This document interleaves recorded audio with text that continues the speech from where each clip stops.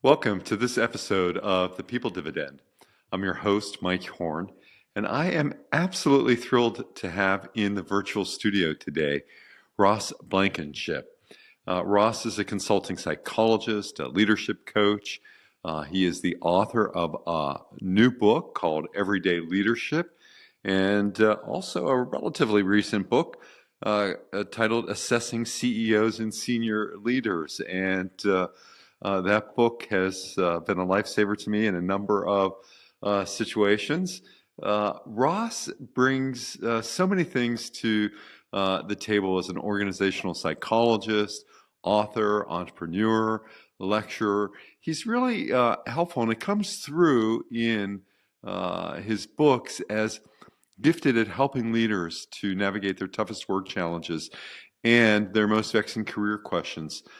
He's founded an organization called Tuesday Advisors, where he works on succession, coaching and planning and leadership development. Um, there's so much more I can say about Ross Blankenship, but I'm going to let him do the talking from here. And Ross, if you could just introduce yourself to our studio, to our audience. Yeah, sure. Yeah, that's I appreciate it. That's a kind intro. As you mentioned, I do consulting psychology work, which basically means I spend my time talking to people about what they do during the day, how they can get better at it, how they relate to their work, how their work shapes and kind of impacts their identity and how they think about themselves and the rest of their life. And then also help people navigate career changes, whether that's trying to figure out a way to leverage skills that they've developed over the course of a career in a new way, or find an entirely different path. Pick up a new profession, kind of make a midlife career pivot, or even a post-retirement. What am I going to do with my time now? Kind of decision. So I like to tell people I spend my time listening to people talk about their work. Okay, that's great. And based on all of that listening, what happens here? How more and more? I just start even before that is how does someone engage you at because you're dealing with these big topics, transitions, careers. How does someone come to engage someone like you? A couple of ways. I would say the most common way is referral. People I've worked with or people who know what I do will very frequently refer people who are going through a transition or a challenge of some kind in their work. That's the most common way. I occasionally will hear, people will read one of the books that you mentioned, Assessing CEOs and Senior Leaders or Everyday Leadership, and say, I'm kind of interested in the way that you think about these things. I'd love to talk more about it. Um, in terms of trying to find the market for what I do and find the fit, I have found that it really is kind of industry agnostic. It's more of what is a person going through in their work and how they relate to it, which is why I've landed on this. It's usually people who are going through some kind of transition. I'm taking on a new role. I'm having to think about myself differently in the context of work. Um, I'm, taking on a first time CEO role. I'm thinking about stepping down as a CEO. It's these kind of major life transitions where, how we think about ourselves and what our work does to our identity that people I think wind up appreciating having support and a place to talk about that. But also I think the benefit of coming to this work from a psychology perspective is I can also help evaluate teams and provide a lot of contextual, like business knowledge to some of those conversations, which is useful too. It's interesting. I'd love to come back to the identity issue. As an executive coach and organization development consultant, I mean, you know, as a way of defining or describing myself. I find that what's common among all of my clients is exactly what you mentioned, is that they're all in some sort of transition. Uh, Hmm. whether it is in the design of a new organization, an R&D department, for example, or whether it's helping someone who's needs to go from state A to state B. Because I think a lot of my clients come to me when they also feel some sort of trouble. Uh, Hmm. Not necessarily just the transition, or maybe what it is, it's coming to terms with that, learning isn't always fun and happy. It involves a lot of Right. anxiety. I don't know. What do you think about that, Ross?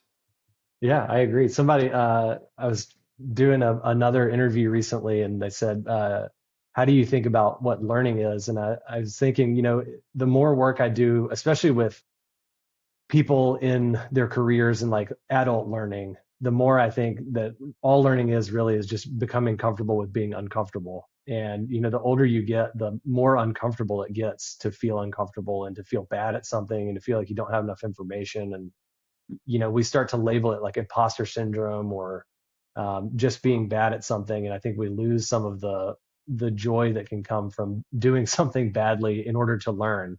We typically, I think, side pocket those interests into hobbies, but I think it is engaging in things in that way of like just showing up and trying things and learning from what you try that really is how you develop as a leader. It's how you kind of grow as a person and lean into your interests. And so yeah, I think a lot about I talk about a little bit in the new book about getting curious, getting creative, and getting uncomfortable. That's kind of the three things that I think about shape when learning is happening. Well, let's talk about Everyday Leadership, just released in December 2024. Why Everyday Leadership? I mean, what's the origin story? Um, what will Yeah. what will members of our audience, mostly a lot of HR people, gain from it? Yeah.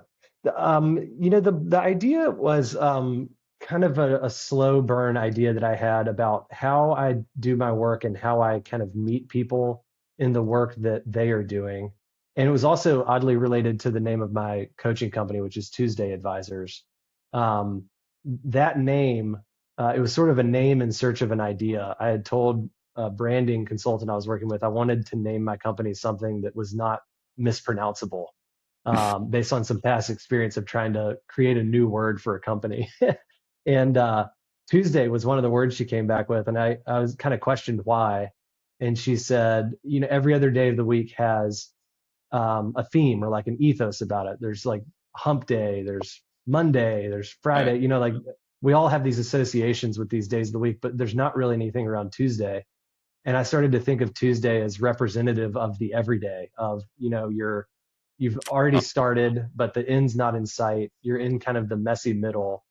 And that's when you really need support. You need guidance. You need somebody to come alongside you. And that helped develop the ethos of trying to meet people not in like the grand gestures or the endeavors that they're taking on, but in the day to day, the kind of mundane, habitual, commonplace action that it takes in order to try to accomplish something or try to build a company or undertake a creative endeavor of some kind. Like there is always the return to the practice.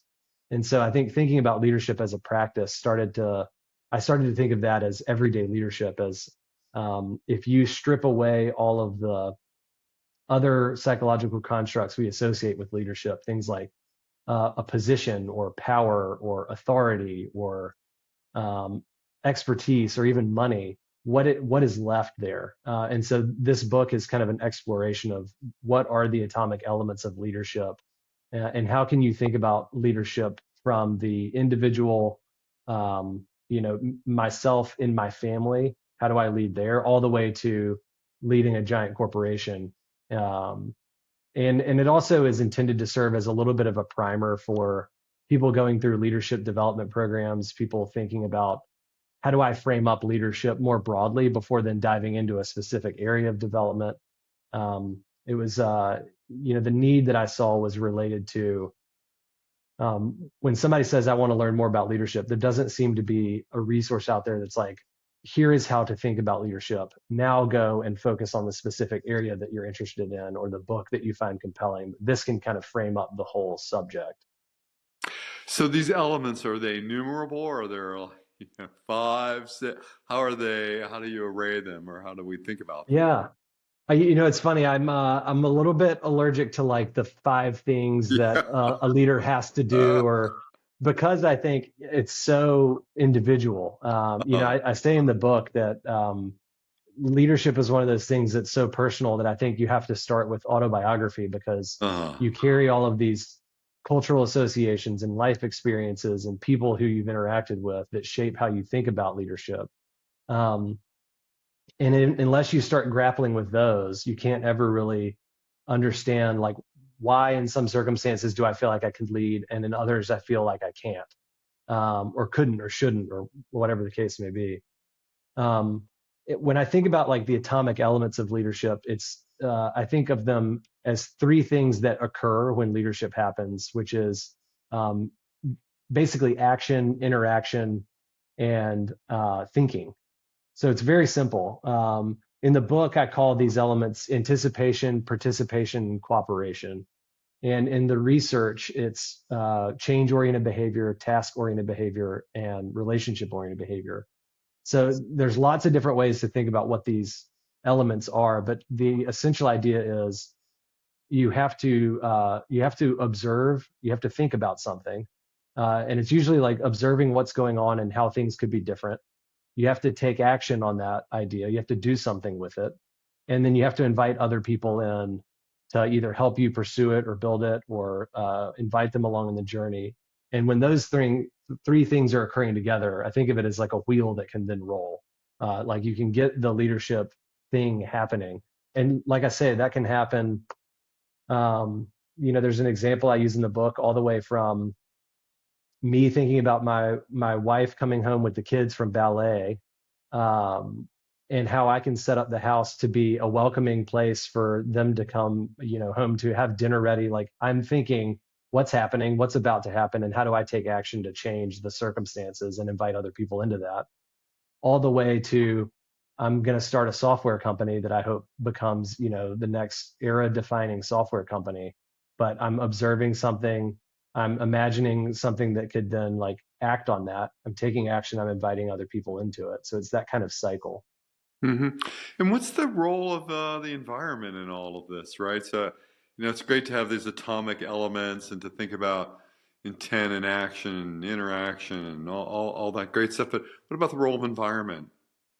I think environment is it shapes everything. That's I think why I'm always hesitant around lists of traits or outcomes or particulars related to leadership, because I think if you're not thinking about the context in which all of this is occurring, you're missing something. And so the a little bit of the model and the intention behind the everyday leadership model is to say, here is a framework you can use to better understand what leadership might look like in the environment that you're in. What might it require? What are you bringing to the environment that may be missing? And I think about how would you think about if I'm really good at, for example, like the cooperation piece, the relationship oriented behavior, and the environment demands something more like a vision. You can really quickly identify like what needs to happen here. Is this something I'm good at? Do I need to partner with somebody? But the idea is like, how do you break down what actually needs to happen in order for leadership to occur in an effective way in a given context? It's so interesting. In my recent book, launched around the same time as Everyday Leadership by Ross Blankenship, um, I talk about what's going on in the world of AI and how that affects the workplace.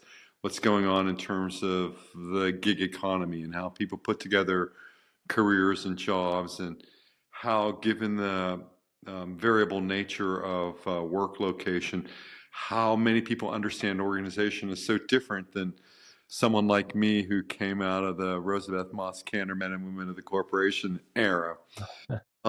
So all of these, convergences, along with record low engagement that's been persistent and endemic, it seems, is I think about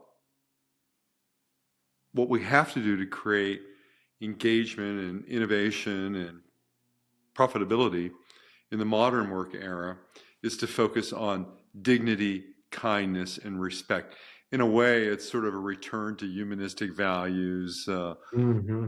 but I see that as the path forward, particularly with middle management erosion, and everybody's working at this point. So finding what that means in your leadership, might be an important pathway to engagement and profitability. Mm-hmm. Yeah, I think that's true. I think it's interesting, I think, to identify too that that is a like a humanistic perspective of leadership. You know, it's sort of asserting a certain style of leading. It's a I bias. ha Well, maybe, but you know, I happen to agree with parts of that, that there is a way of thinking, like, I think leadership should be done this way. Uh-huh. You know, it's interesting. One of the things that kind of comes up when you think about effective leadership is effective leadership can also be awful. Uh-huh. You know, Yeah. it can have really negative consequences. It can be aimed at detestable goals. And so effectiveness is not quite the right measure, probably. There has to be an element of, like, what is good leadership? Hmm. And then you enter the realm of morals and ethics and probably theology and spirituality. And, um, you know, I think it invites a lot of really interesting questions uh, that are worth thinking about in the realm of leadership beyond just, like, is it effective or not? Yeah. And you can see the consequences of that in organizations, in public leadership, kind of up and down the spectrum as represented in the media as well. I think in everyday leadership, I mean, we can tolerate, or many people can tolerate a lot of bad behavior from leaders or Yeah. people in positions of authority. Um, and to the extent that it's tempered by how they care and how that care shows up, that they're, that they care about their team members, that they care about the mission of their work and the purpose and how they're directing the significance of their career. I think all of that can really um, transcend some Hmm. is that depth of care. But it's so funny. Early on in the podcast, maybe back when this podcast, our loyal listeners will know this when it was called Authentic Change with Mike Horne.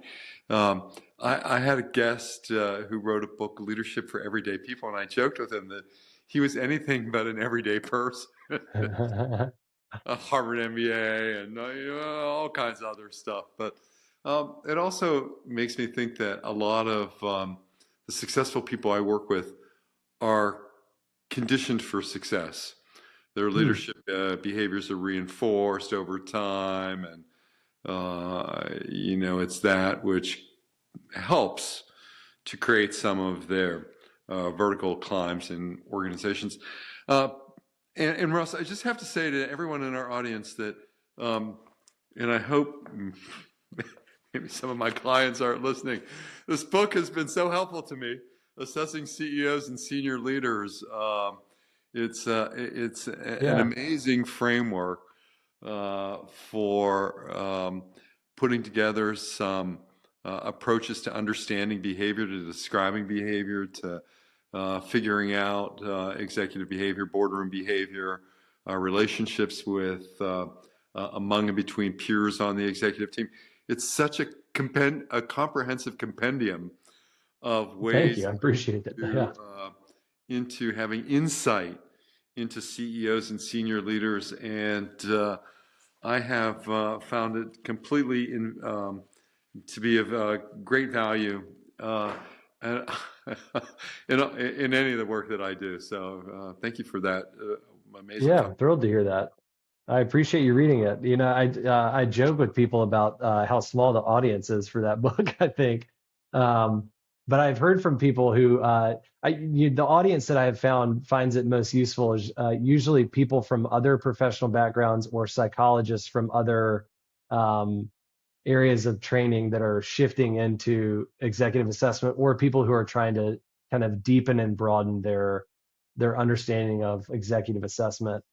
The thing that I liked about that book, and the thing that I find interesting about executive assessment that also led to everyday leadership, is the element of executive assessment that uh, in any assessment circumstance, you're basically trying to decide, like, what is it that we're trying to measure for, and then how do we measure it, and then compare those two things.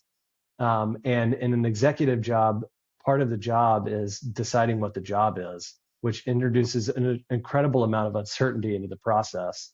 And I think it's that same little seed of uncertainty that makes it so hard for people in leadership positions to adapt their kind of mindset to the circumstance. You know, as the task changes, as things become more uncertain and more unstable, or they get farther and farther from the actual feeling of productivity that they kind of grew up with in their career.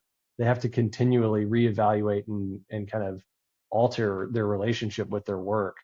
And, as a coach, it's an interesting place to meet people. As an assessor, it's a fascinating way to think about assessment because it implies the need for all sorts of things like understanding personality and values and interests, and kind of understanding we can take a snapshot of this person at this time and get a pretty good sense. But what we need is a little bit of insight into these other psychological traits to interpolate where might they go, what might they do.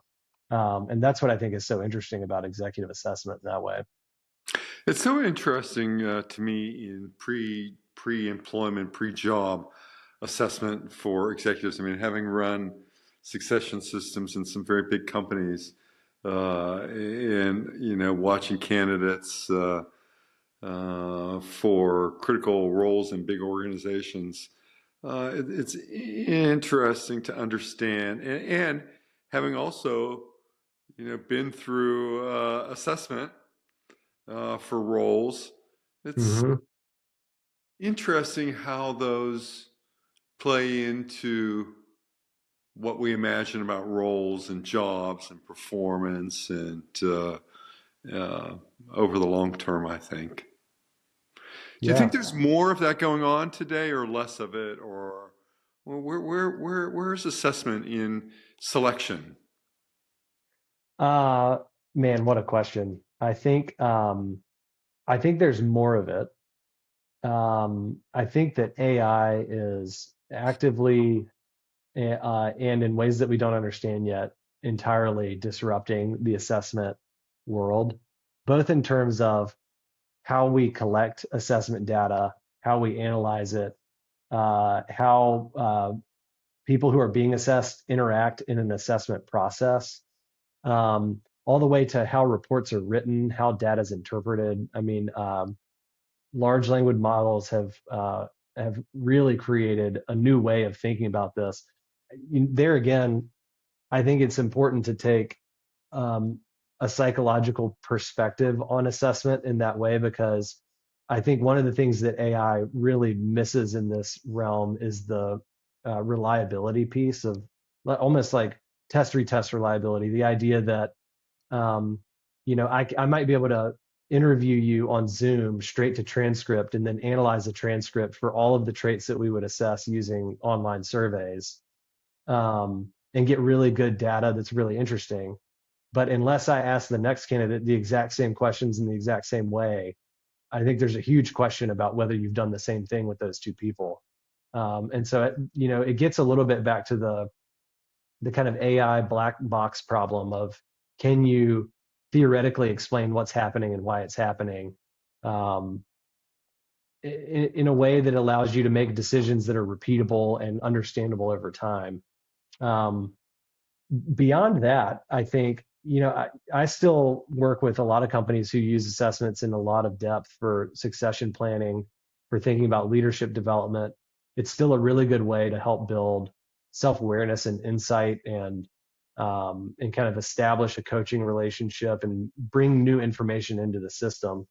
Um, it has been interesting recently, and my experience in succession has been a little bit like, we have really good internal candidates and we want them to be able to lead this company.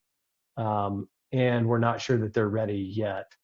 And that has been really consistent. It seems like there's a gap between the top of the house and the next layer. And a lot of the assessment work then allows you to help identify, like, how do we fill the gap? How do we get this person the right development experience in order to prepare them for this next To step be up? right now. Interesting. I also think about it in terms of most as we talked about, most of the times I'm meeting people, it's because of some transition. And most of the Hmm. executives with whom I work, I wouldn't call them, few of them come to coaching willingly. Mm. They're often in some sort of trouble. They're Hmm. having difficult peer interactions. with team members. They're maybe saying some inappropriate things. They're not developing talent. It's their way or the highway. And I often notice with CEOs and founders that there are some compliance behaviors at the beginning of the engagement, particularly if it's a board directed coaching or if it's a CHRO who has recommended the coaching.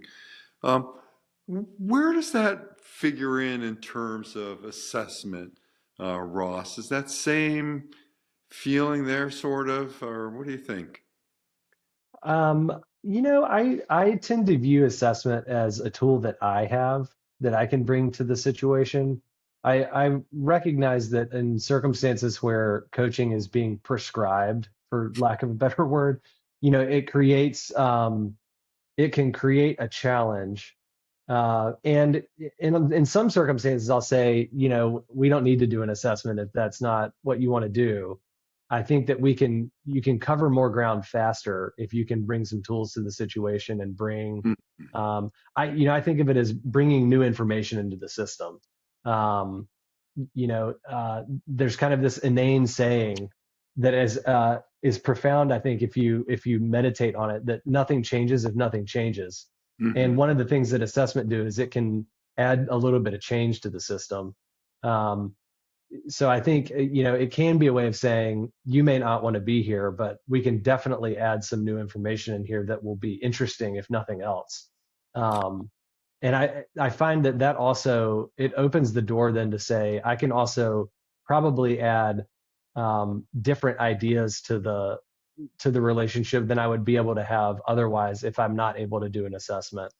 Um, but I recognize too, I think if you're in a coaching has been prescribed type of situation doing an assessment, you have to be a little bit more on guard for what is everybody's agenda here, especially if you're doing a 360, you know, um, people frequently have axes to grind when that's happening. It's I love what you're doing with everyday leadership, and I appreciate the distillation to these atomic elements. And I often think back to one of my earliest mentors, Warren Bennis, and Warren was a prolific writer on the topic of leadership. Sure. Uh, and I think at his most cynical, he would say, uh, "Never has so much been written about so little." About so little. Yeah. Yes, that's right. And that's why I love the distillations of these atomic elements to a way of approaching it sort of in the Tuesday world, in the everyday world, in the capacity to bring more of who you are to what you do, and to do that in a way that makes your life and the lives of others better. So how do people, we'll put it all in the show notes, it'll all be in the show notes, Ross, but how do people get in touch with you? What's the way to um, get everyday leadership? What's all that 411? Yeah. Yeah. Easiest way is probably just my website, tuesdayadvisors.com. I also have a personal kind of writing oriented website that's rossblankenship.io.